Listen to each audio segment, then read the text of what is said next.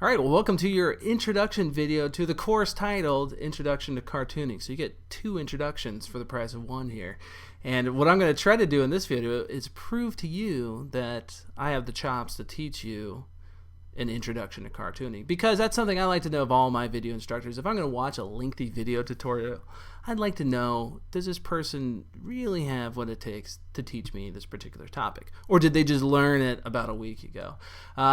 I'm Justin Dyke. I'm the owner and instructor of CartoonSmart.com. I'll bring up the logo real quick, but I won't park it over the Toots Plus Premium logo for too long.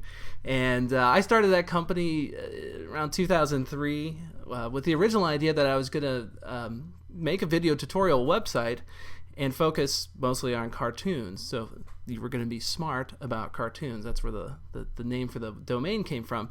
And over the past 10 years, the smart part of it has kind of taken over a little bit, because early on I taught a lot of cartooning and flash animation and illustration and things like that, and then slowly people started asking me more and more to teach programming, and that kind of took over. I did a lot of ActionScript 3, and then as soon as the iPhone came out, I was sold on iOS programming for a long time. And just recently I published this book called iOS Game Programming. And don't think that this is shameless promoting. What I want to get to here is that there are cartoons littered throughout this book, and the main reason for that is because I think cartoons are very approachable. Obviously they are, unless it's a big frowny scary cartoon. They make things less dangerous. Okay, and programming, in many people's mind, is very, very scary. So if you have a professional product that could be a little bit intimidating to someone, that's, I think, a good usage for a cartoon. And I'll give you a couple more examples just from this particular book. And let me just bring this up here. This is one of the section headers. So you've got a cartoon here. There's usually some sort of speech or thought bubble. And let's see, here's another one. So, of course, everyone loves ninjas. This one's talking about classes, which in itself is kind of an edgy topic. So that's kind of where I come from. I like to use cartoons as much as possible to illustrate a point, but also if you're like a game programmer and you know the beginning of your game were to make people go through a series of steps to get started, like a training tutorial, I think that's another good usage of a cartoon, because you don't want to lose people's attention. So if you give them something early on that's just basically fun to look at, eye candy, you can kind of keep them stepping through things. And I'll show you guys just a few other things here that I've done over the years. Here's one application. Obviously cartoons are throughout.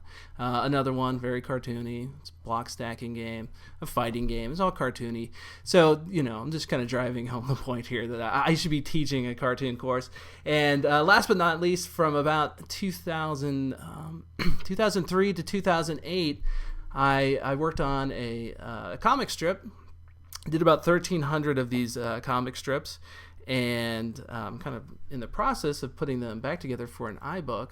I'm long since retired from it, but one of the things I did to make it easier to make a comic strip, which is very tedious, was to do a lot of character sheets for it. I'm just going to step through them right here, and that's something we'll talk a little bit more about later on in the actual course.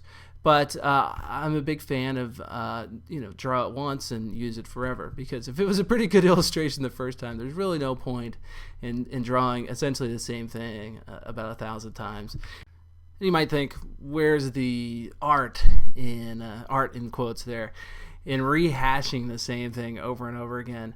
But, I mean, that's kind of the business of cartooning or animation these days. I just read an article about how DreamWorks Animation saves everything. They've got this giant catalog now from all these movies that they've been releasing, where they save, houses, tables, chairs, fire, whatever they can, because that speeds things along for the next movie.